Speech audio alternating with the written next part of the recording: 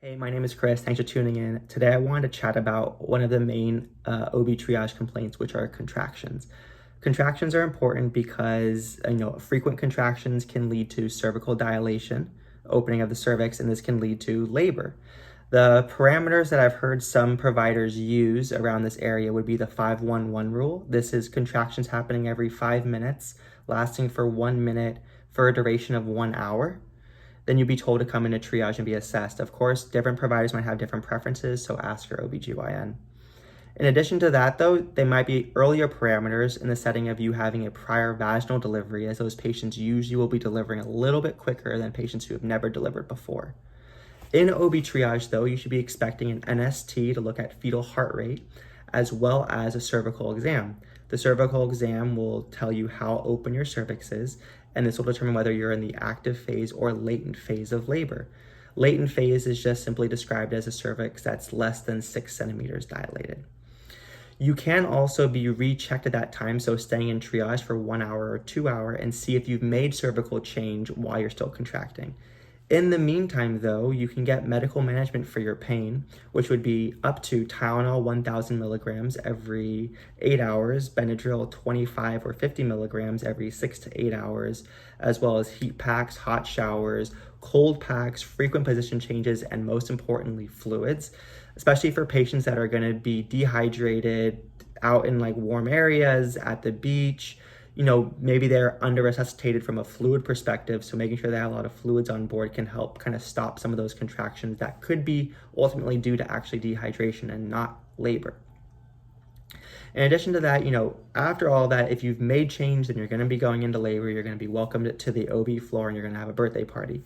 In the setting that you haven't made any change, you might be sent home. You can do the same medical management at home and then come back in when you're further along in the labor process. And this is all pretty much true for all term patients. So everyone that's 37 weeks or greater, and even really 36 weeks or greater, that's probably pretty much the same protocol. But if you're before 36 weeks of gestation, you're having all the same situation, there's different management styles that can happen at that point. So the first one is we're going to want to do a group beta strep test. This is a bacteria that's found in vaginal flora. Roughly around 30% of patients have it.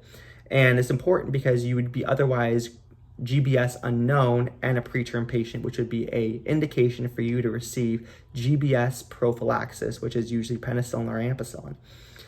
So you get a GBS test swab done at that time, and hopefully it would result to help determine if you were actually negative, therefore making sure that you didn't actually need those antibiotics during labor. But aside from that, you would also want to get betamethasone. Betamethasone is 12 milligrams given in every 24 hours for a total of 2 doses, and this helps with fetal lung maturity.